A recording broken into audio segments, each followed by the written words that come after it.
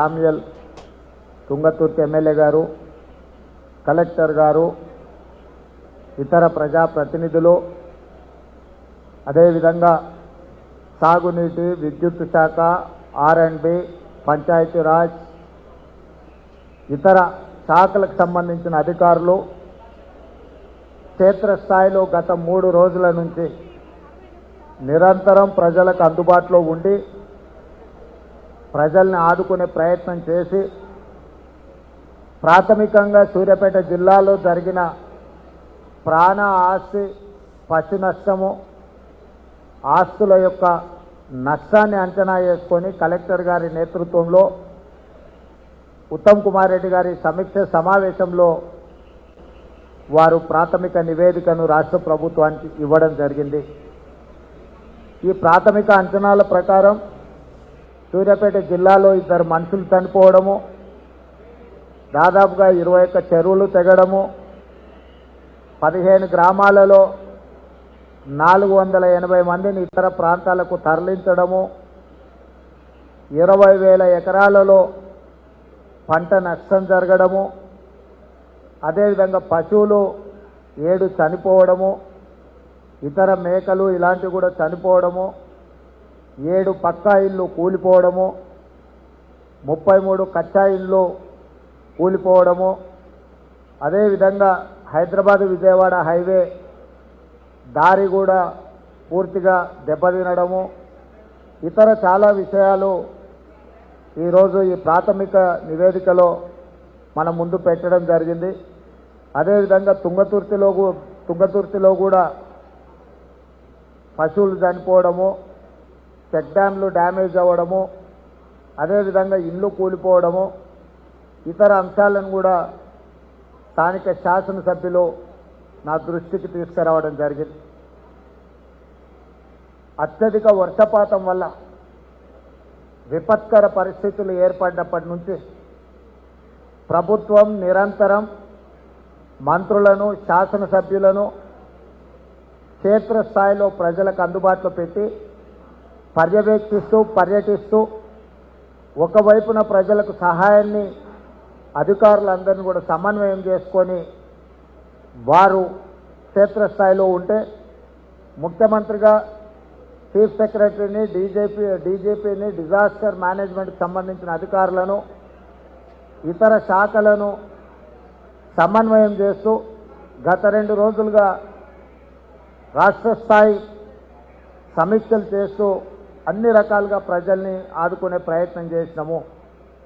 ఈ ప్రయత్నంలో ఎక్కువగా ప్రాణ నష్టం జరగకుండా, పంట నష్టం జరగకుండా, విద్యుత్ కోతలు ఎక్కడైనా విద్యుత్ సరఫరా అంతరాయం కలిగినా ఎంబడెంబడే వాటిని పునరుద్ధరిస్తూ ప్రజలకు అన్ని రకాలుగా సహాయాన్ని అందిస్తూ పునరావాస కేంద్రాలను ఏర్పాటు చేస్తూ అధికారులు రాత్రింబగళ్ళు పనిచేసి చాలా కష్టపడ్డారు. మనస్ఫూర్తిగా మా మంత్రులను, ప్రజాప్రతినిధులను, ప్రభుత్వ అధికారులను అభినందిస్తున్నా.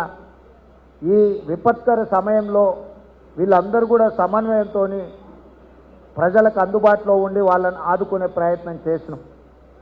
అయినా అక్కడక్కడ దురదృష్టకర సంఘటనలు జరిగినాయి. ప్రాణ నష్టం, ఆస్తి నష్టం, పశు సంపద నష్టం, రకరకాల నష్టాలు జరిగినాయి. దీనికి సంబంధించి ఉదయమే రాష్ట్ర స్థాయి అన్ని శాఖలకు సంబంధించిన principal secretary, DGP, chief secretary, ఇతర అధికారులను, డిజాస్టర్ మేనేజ్మెంట్కి సంబంధించిన అధికారులను వీళ్ళందరితో కూడా ఉదయమే సమీక్ష సమావేశాన్ని ఏర్పాటు చేయడం జరిగింది. నిన్న సాయంత్రం ఇక్కడ ఉన్న ఖమ్మం జిల్లాలో, నల్గొండ జిల్లాలో, ముఖ్యంగా సూర్యాపేట జిల్లాలో ఉన్న పరిస్థితులను దృష్టిలో పెట్టుకొని ప్రధానమంత్రి నరేంద్ర మోడీ గారితో, హోంశాఖ మంత్రి అమిత్ షా గారితో కూడా చర్చ చేసి మనకున్న పరిస్థితులను వివరించి, అదేవిధంగా రాహుల్ గాంధీ గారికి కూడా ప్రధాన ప్రతిపక్ష నాయకుడికి మన రాష్ట్రంలో ఉన్న పరిస్థితులను వివరించి ఎప్పటికప్పుడు మన రాష్ట్రానికి సహాయంగా ఉండాల్సిందిగా వాళ్ళని అడగడం జరిగింది. వాళ్ళు ముగ్గురు కూడా అన్ని రకాలుగా రాష్ట్రానికి సహాయంగా ఉంటాము అని చెప్పి ప్రధానమంత్రి గారు, హోంశాఖ మంత్రి గారు అదేవిధంగా ప్రధాన ప్రతిపక్ష నాయకుడు రాహుల్ గాంధీ గారు స్పష్టంగా మాట ఇవ్వడం జరిగింది. ఈ నేపథ్యంలో ఈరోజు ఉదయం అధికారులతో సమీక్ష చేసి కొన్ని పరిపాలనాపరమైన నిర్ణయాలు తీసుకోవడం జరిగింది. మీ ద్వారా తెలంగాణ ప్రజలకు నేను ఈ అంశాలను వివరించదలుచుకున్నా. రాష్ట్రంలో అకాల వర్షాలు కానీ ఈ ప్రభావం వల్ల ఎవరు చనిపోయిన ప్రతి మనిషికి ఆ కుటుంబానికి 5 లక్షల రూపాయల నష్టపరిహారం ఇవ్వాలి, ఆ కుటుంబాలను ఆదుకోవాలని ప్రభుత్వం విస్పష్టమైన నిర్ణయం తీసుకొని ఈరోజు ఆదేశాలు ఇవ్వడం జరిగింది. అదేవిధంగా పశువులు చనిపోతే కూడా రైతుకు జీవన ఆధారమే పశు సంపద. అందుకే ఎక్కడైనా పశువులు చనిపోతే కూడా 50,000 రూపాయలు పశువులను కూడా చనిపోతే వాళ్లకు రైతులకు ఇవ్వాలి, రైతులను ఆదుకోవాలి అని ఈ ప్రభుత్వం నిర్ణయం తీసుకున్నది. ముఖ్యంగా నల్గొండ జిల్లాలో ఇక్కడ మేకలు గొర్రెలు ఇవి చాలా ఎక్కువ. యాదవ్ సోదరులు ఈ ప్రాంతంలో చాలా ఎక్కువ మంది ఉంటారు. అందుకే ఎక్కడైనా మేకలు కానీ గొర్రెలు కానీ ఇట్లాంటివి చనిపోతే కూడా వాళ్ళకి 5,000 రూపాయల నష్టపరిహారం ఇవ్వాలి అని చెప్పి ఈరోజు ఆ సంపద కూడా చనిపోతే 5,000 రూపాయలు ఇచ్చి యాదవ్ సోదరులను కూడా ఆదుకోవాలని ఈరోజు ప్రభుత్వం నిర్ణయం తీసుకున్నది. ఇదే కాకుండా ఇప్పుడే అక్క ఉత్తమ్ పద్మావతి గారు ఉత్తమన్న వీళ్ళందరూ చెప్పిన మేరకు ఈ ప్రాంతంలో 20,000 ఎకరాల పంట నష్టం జరిగిందని ప్రాథమిక అంచనా.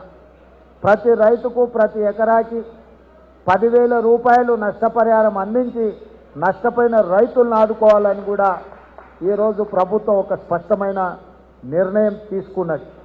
అదేవిధంగా ఇండ్లు కూలిన వాళ్లకు ఇండ్లు దెబ్బతింటే ప్రధానమంత్రి ఆవాస్ యోజన కింద ఎంతైతే నష్టపరిహారం వస్తుందో పూర్తి స్థాయిలో ఇల్లు కోల్పోయిన వాళ్ళకు కూడా ప్రధానమంత్రి ఆవాస్ యోజన కింద నష్టపరిహారం ఇవ్వడం జరుగుతుంది.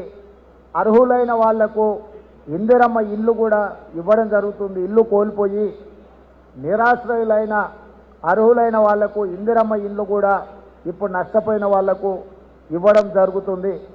ఇదే కాకుండా స్థానికంగా అత్యవసరంగా ఏదైనా నిర్ణయాలు తీసుకోవాలంటే అధికారులకు అంచనాలు తెచ్చి ఆ అంచనాలు రాష్ట్ర ప్రభుత్వానికి పంపించి సచివాలయంలో అవన్నీ మళ్ళీ మంజూరై వచ్చే వరకు పుణ్యకాలం కాస్త గడిచిపోతుందన్న ఆలోచనతోని సూర్యాపేట కలెక్టర్ను స్వయంగా నిర్ణయించే విధంగా ప్రత్యేకంగా 5 కోట్ల రూపాయలు సూర్యాపేట కలెక్టర్ దగ్గర డిపాజిట్ చేస్తున్న గవర్నమెంట్ ముందే కలెక్టర్కు ముందస్తుగా 5 కోట్ల రూపాయలు విడుదల చేస్తున్నాం. ఎక్కడికి కలెక్టర్ గారు వెళ్ళినా అక్కడ స్పాట్లో అక్కడ సమస్యను చూస్తే అక్కడ ఆదుకోవడానికి అవసరమైన 2 లక్షలు 5 లక్షలు 10 లక్షలు 20 లక్షలు ఏం కావాలన్నా అక్కడికక్కడనే మంజూరు చేసే విధంగా సూర్యాపేట కలెక్టర్కి అందుబాటులో 5 కోట్ల రూపాయలని సూర్యాపేట కలెక్టర్ గారికి నిధులను విడుదల చేయమని చెప్పి నేను బయలుదేరే ముందే చీఫ్ సెక్రటరీ గారికి నేను ఆదేశాలు ఇచ్చి రావడం జరిగింది. అదేవిధంగా పాఠశాలలకు కూడా పిల్లలకు సెలవులు ఇచ్చి, ఎందుకంటే గురుకుల పాఠశాలలు కానీ ఇతర పాఠశాలల లేదా మండల కేంద్రాలు లేకపోతే జిల్లా కేంద్రాలలో ఉన్న విద్యార్థులు ఈ వర్షంలో పాఠశాలలకు వెళ్ళాలన్న ఇబ్బంది ఉంది కాబట్టి కలెక్టర్లకే స్వయంగా నిర్ణయించే విధంగా అక్కడున్న విపత్కర పరిస్థితులను బట్టి అక్కడికక్కడనే వాళ్ళు నిర్ణయం తీసుకొని పాఠశాలలకు సెలవులు ఇవ్వడానికి కూడా కలెక్టర్లకు పూర్తి స్థాయిలో వాళ్లకు ఒక అనుమతి ఇవ్వడం జరిగింది. ఈరోజు ఈ రాష్ట్రంలో ఉన్న విపత్కర పరిస్థితులను రాజకీయాలకు అతీతంగా మనందరం కలిసికట్టు ఎదుర్కోవాల్సిన అవసరం ఉంది.